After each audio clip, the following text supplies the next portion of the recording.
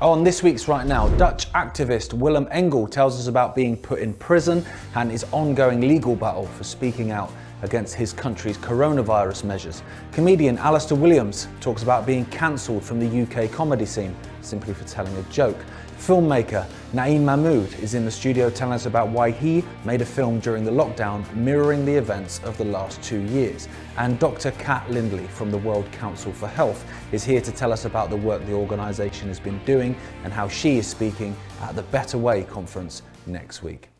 It was a very strange event as I really tried to advocate for very peaceful protests, non-violent non-compliance.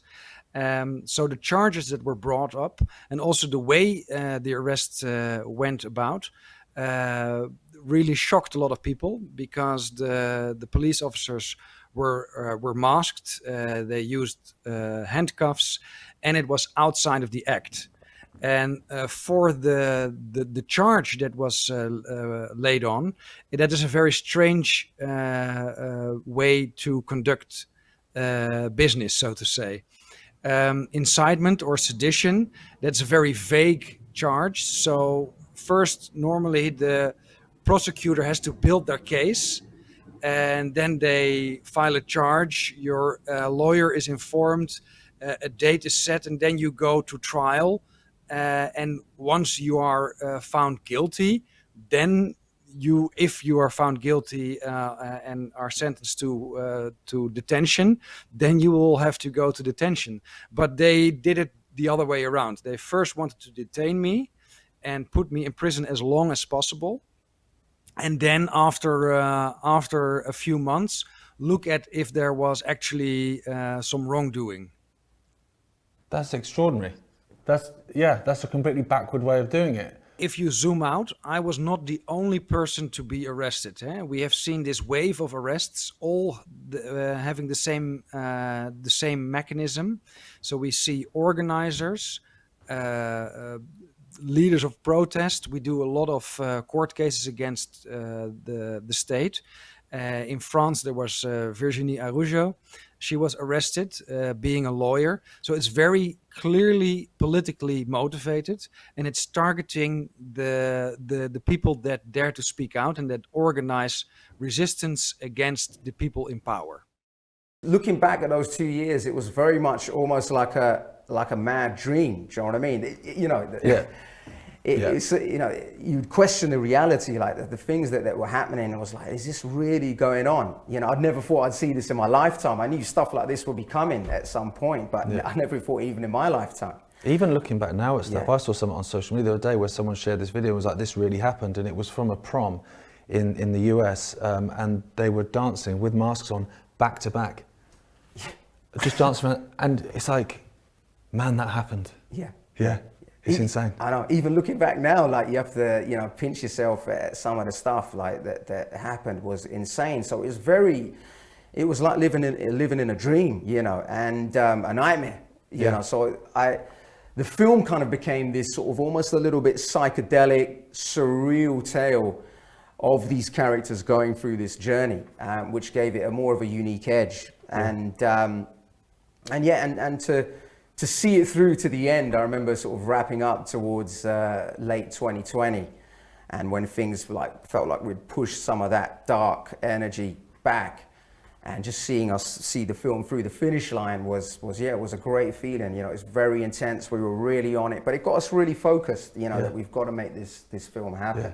But the importance of you making that film that you felt within yourself. Do you think that maybe came from that period of time you spent in China, even if it was only a short period, where actually, like you said, it was starting to take hold there, and people were everyone was donning the mask, and that almost like that hive mind was happening, and then you're there going, I'm not doing that.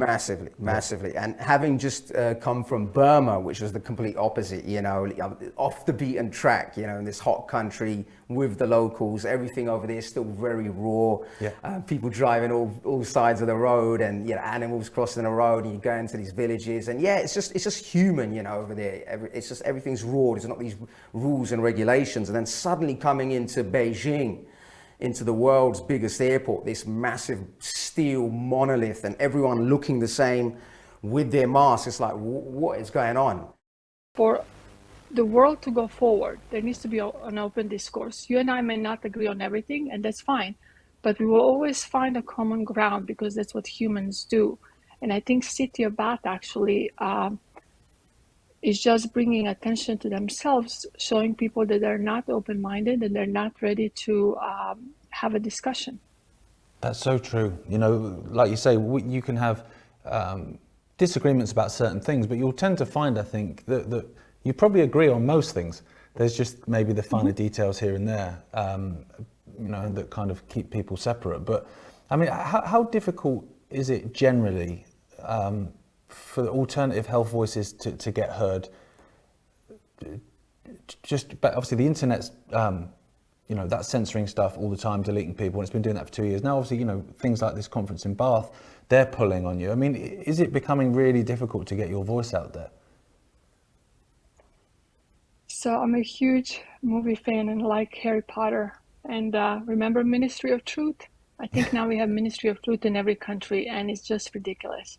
You know, they want us to have faith in what they're doing. Our leaders are trying to say it will get better, just follow what we're doing. First of all, even child can see that certain policies they're putting forth don't make any sense. And the worst thing that happened during these 2 years, and this is really how, again, it works in these countries that we never thought we would be one of them, us or you, is they censor. They censor people. They censor that other voice. And, you know, I am a doctor, but I'm also a normal person that has a brain. And 2 + 2 is always 4, no matter how many times they try to tell me it's not. I guarantee you most of them would tell you I don't see the world the same way Alistair sees it. You know, so in that respect, they're being true to themselves. But, you know, how many people these days are actually thinking, using discernment and deciding what they think on stuff? Or how many people are just being told what to think? You know, how many people switched from COVID to Ukraine just immediately? Yeah, you know, that's very true. People just being told, do you really think that about Ukraine? People with a big Ukraine flag. You really know anything about Ukraine? Really? You're on the ground, you know something? You don't know anything about Ukraine. You just, people started to tell you to stand with Ukraine, so you are. You know, that's it. Yeah, I noticed that around my way, but I must admit, this morning I was driving in and there's 3 places, one's a pub and 2 are just people's houses, where it was like Ukraine Golden Jubilee. There was flags everywhere. And I noticed this morning that they've taken them all down. So I don't know what to read into that, if anything. saw you or whether tweet they're that. just moving on to the new thing now, whether they're going to have like an Amber Heard flag or something go up. How funny is that? How obvious is the Amber Heard thing? Oh, it's like, you really think this is important? Like the Ghislaine Maxwell trial had no coverage, okay? That was about an international gang of famous child sex traffickers that was operating, probably still is operating, right? No coverage. Johnny Depp and Amber, what's her face? Taking a crap in the bed or something, wall-to-wall, non-stop coverage. It's the most obvious distraction I've ever seen in my life. Her opening statement was like the opening statement from a movie. Like Talented Mr. Ripley. I saw like word for word. I saw that I haven't seen it. I haven't confirmed that, but I heard that. And I saw a video of her supposedly like doing a bump of something on the witness stand. And I'm like, come on, guys, please try harder. This is such an obvious actors and actresses acting, basically. Right. Yeah. Of course. I started to kind of feed off everything that was kind of going on around me and that kind of dark energy and just start to channel that into the film. And I kind of announced that, yeah, you know, I'm not going to comply. I'm going to carry on as normal. And I thought most people would look at this and think, yeah, absolutely. That's what you should be doing. And I thought people may be a little bit scared, you know, but, you know, when they see someone else doing it, they're going to be like, yeah, okay, that's what we need to be doing. But the amount of stick that I got for it was really insane. You know, I got agents backing away from me that wanted to sign me up. I had festivals that had banned me because I was filming in the lockdown. So I was surprised at people's reaction. I thought most people can see through this. So that really disturbed me massively. So that's when I decided to, rather than sort of crumble from all that kind of abuse and ridicule that I got from even friends, you know, and people in the industry that I'd worked with, then that just after a couple of days of letting that soak in, I decided, you know what, I've got to make this film. I've got to, and it was an important film to make. This was not just any other film. Yeah. I wanted to channel everything that was going on around without a script, just literally feel my way through. So I built up a team of people, and as the months went on, we must have worked with about 200 people on this film, and it dawned on me that people actually, once, you know, they would come on set, they needed to be there. You know, even, you know, the lead actress, she would say to me, if I weren't filming this, I don't know what would have happened to me. Do you know what I mean? It was that kind of vibe. So when everyone started to get together, come on set and be creative again, that just brought everyone together, and we became like this family, and it was, and you could see how much it meant to people, that freedom to be creative again, and to just channel all that dark energy into this creative project. Even if a detainee wants to surrender their freedom of speech or any unalienable human right, they cannot. So it is a confirmed or affirmed that our inalienable human rights are in fact dead. You cannot relinquish them. They're obviously frightened of what you're going to say. Obviously banning you, putting these restrictions in place against you, it look like on the surface that it's the all-powerful government doing that, but I don't think it is. Absolutely. So we have very strong proof that it's not the public prosecutor, but there is a layer underneath. Right. And in Holland, it's called the NCTV, and they coordinate this, what I should call a coup. There's a coup d'état. Our ministers and our parliament are not in power anymore. Our intelligence agencies run the show, and we have dug up a lot of proof through freedom of information requests and put the pieces of the puzzle together. And there you can clearly see the coordination in trying to tell the outbreak management team, which is the advisory committee for our government, how, when, and what to publish so that certain restrictions can be upheld or introduced.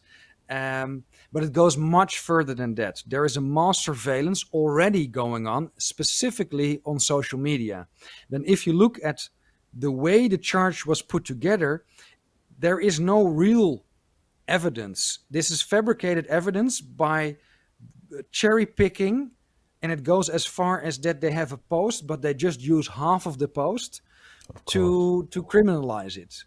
And by doing that 7 or 8 times, they build up a file of a few hundred pages. They try to create a lot of context around it and offer it to the judge and hope the judge will bite and say, well, there's a big case.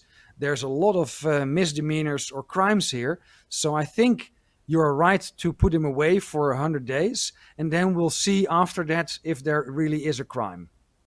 Currently, we really are seeing some actually influenza, some strep, which is kind of normal for influenza is kind of late for this time of year, but there are some cases, not as much COVID anymore. We've gone through this Omicron surge and it has died down. I had few cases of patients who have it, but we went like the rest of the world. We had these surges of high level of cases, and I'm among those physicians who feel that our job is to truly help patients. And there are certain protocols you can use to help patients recover from COVID. It's really, everyone talks about one specific medication or the one that was banned when President Trump was taking it. It's not about one medication. We actually use more than just one. We have lots of tools in our bag, and we need to be allowed to be physicians who take care of patients. There needs to be, the government, you guys have GMC, we have our own boards that watch what we do. They really need to step out and allow physicians to take care of patients. See, when I'm listening to you speak, I'm not hearing anything that would be kind of considered to be like almost like a dangerous view or an extremist view. You're speaking as a family physician, saying this is what I'm seeing. You're speaking at this Better Way conference next weekend, and Bath, the city that was due to host it, has cancelled it. I think the council says it doesn't want to bring the city into disrepute. What is your take on that? Honestly, we have lost all our senses these past 2 years. you cannot have a conversation. You cannot have an opinion. You are censored if you think anything outside of what our governments and our regulatory agencies say it's true. And you mentioned I grew up in Yugoslavia, which I have. I lived there until I was 18 years old. I was born in a communist country. And this is what happens in these totalitarian, communist, Nazi regimes where people cannot have an opinion. You have to stick to a certain agenda if you want to be a famous musician, a famous comedian, a famous anything. You want to be famous? You have to stick to the establishment agenda. That's why you see so few famous people step outside of the establishment agenda, because if you do, you simply won't be famous anymore. I mean, I could reel off the industries for you that are controlled by the establishment. It's basically all of them with regards to entertainment. Yeah, and I must admit that the whole COVID thing, that was a really good example of that, wasn't it? Where just everyone just went along with it. No one would put their head above the parapet in fear of getting cancelled. And I'm thinking, like, isn't comedy and music and film, it's supposed to be about free expression and kind of rebellion in a way? So if you wanted to clamp down on freedom of expression, where's the number one place that you would start? Especially comedy. People always say, I thought comedy was the opposite to that. Comedy is like the most policed. It's the most policed because when everyone's laughing along, they're agreeing with what you're saying. So what I was saying back in the Brexit Burger King times, what I was saying, the audience were agreeing with. And the thing that freaks people out is most audiences, especially in London, which is where I was performing there, most audiences, they're not pro-Brexit at all. But they're laughing along with this joke, because if you hear the joke, what's actually being said is the people that voted for Brexit are getting screwed. Now, people that didn't want Brexit, they think that's hilarious. Yeah. And the reason why it's funny is because the people that voted for Brexit were getting screwed. It has been 2 years. We are still in the European Union. You're not trying to get us out of here. So really, it was an anti-establishment joke. And then the whole of the comedy community, pretty much, there's been some people that have stood by me and still give me work. But everyone else was just more than happy just to see me, not get any work anymore. And what's interesting with me, if you look at most people that are cancelled, they've done something outrageous or something that people can point to and say, this guy did something wrong, this guy did something wrong. In my case, I did something right. That room full of people was laughing. That's what I'm supposed to do. Yeah. So why have I been cancelled for doing my job well?